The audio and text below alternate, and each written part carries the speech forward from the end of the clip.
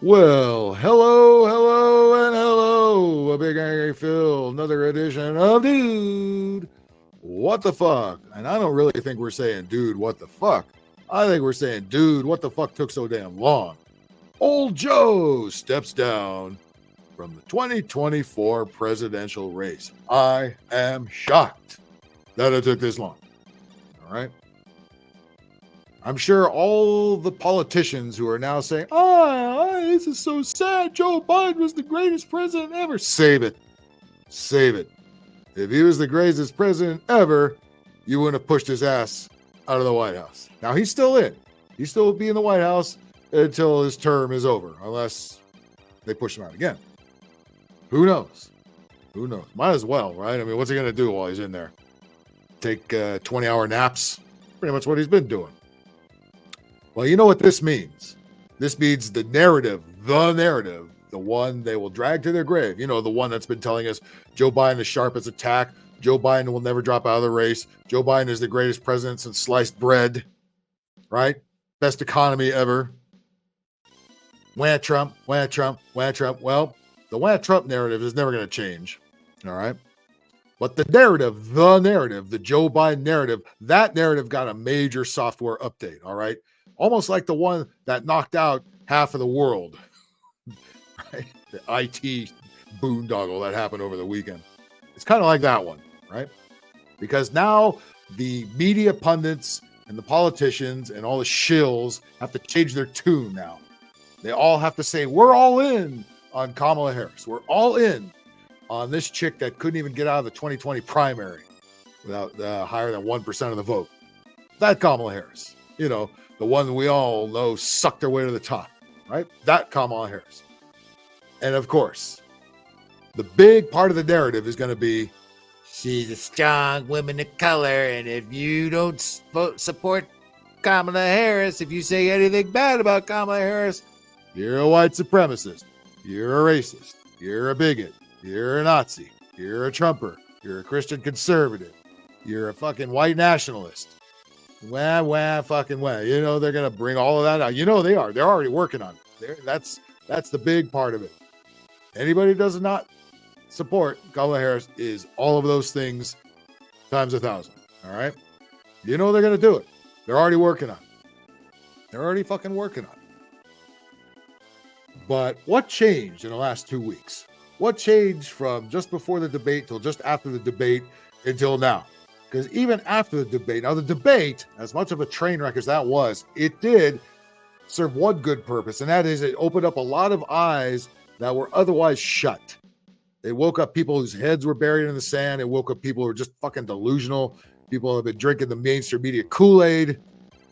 People that just want to run away from reality. Well, the internet always has the receipts.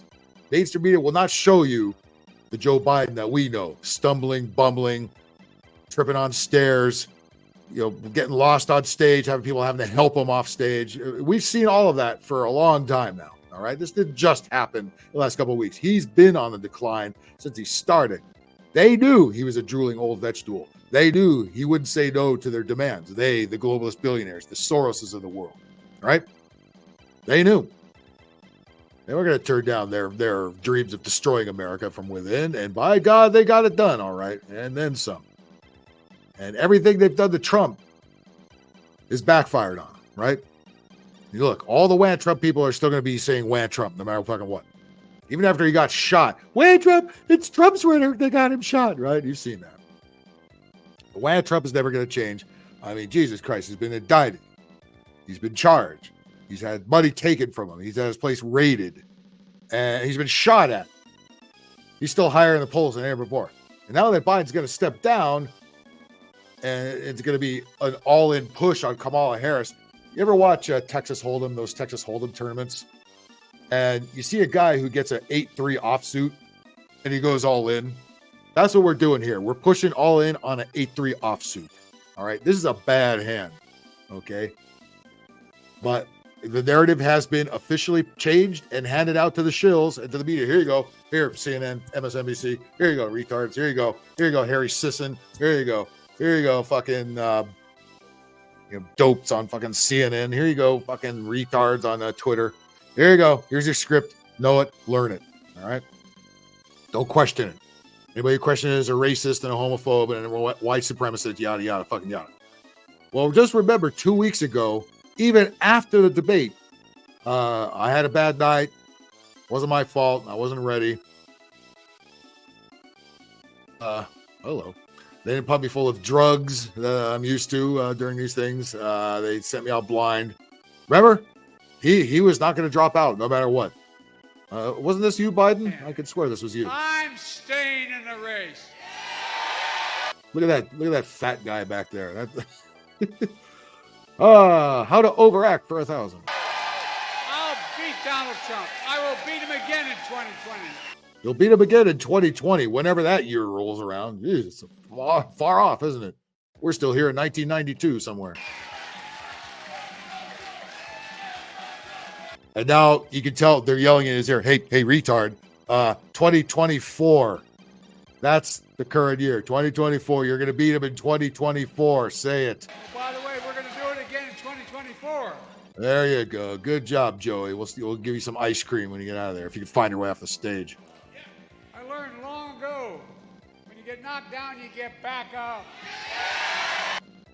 Who's he shaking his fist at? There's nobody over there. Look, this guy kills me. Look at this guy. Yeah, you didn't get a bunch of crisis actors in there, did you?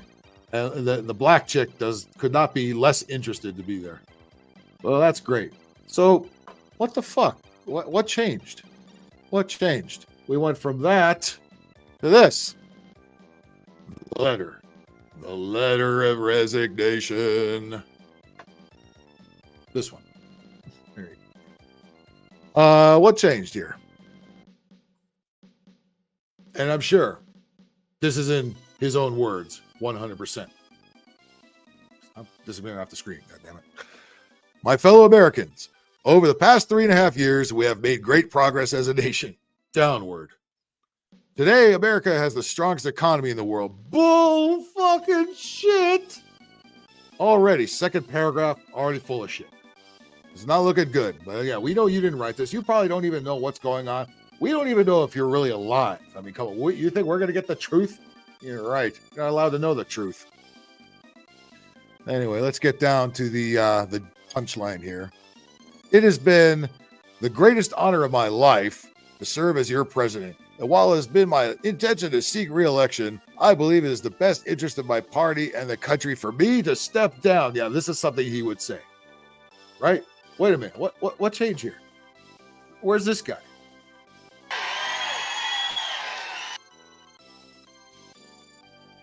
Well, let me say this as clearly as I can.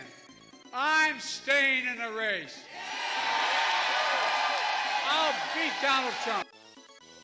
You'll beat him again in 2020. Yeah.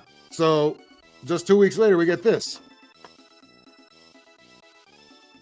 It is, I believe, it's the best interest for me and my party and my country to stand down and to focus solely on fulfilling my duties as president for the remainder of my term. That wasn't your attitude. As a matter of fact, that wasn't most people's attitude, even after the debate. And I love how the voters now are pretending they're outraged by this. Like, first of all, you voted for that fucking asshole? Nobody's going to be crying for you.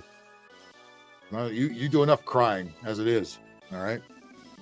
Okay, so they're pushing all in on Kamala Harris, right? All in. This Kamala Harris right here. This one right here.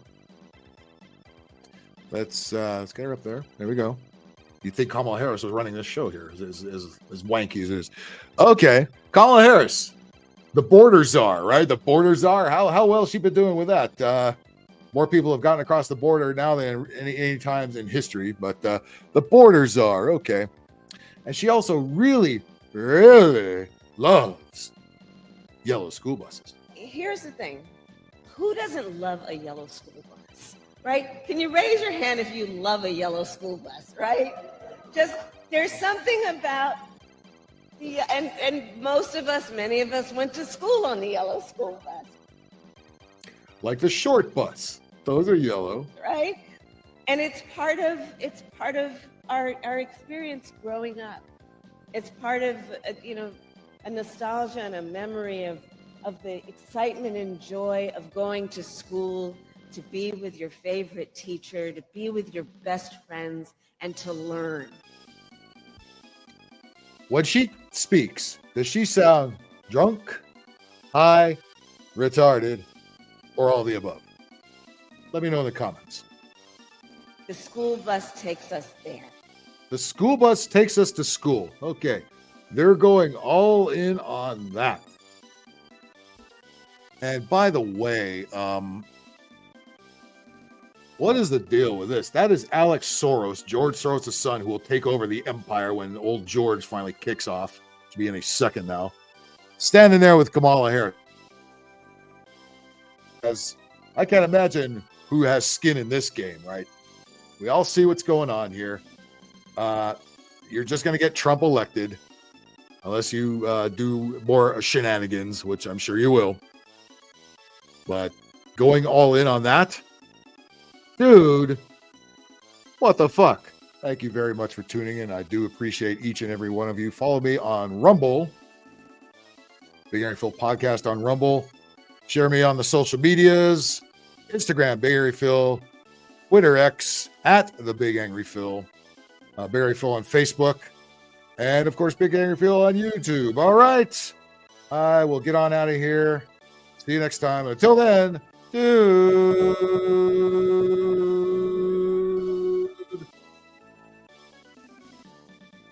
What the fuck?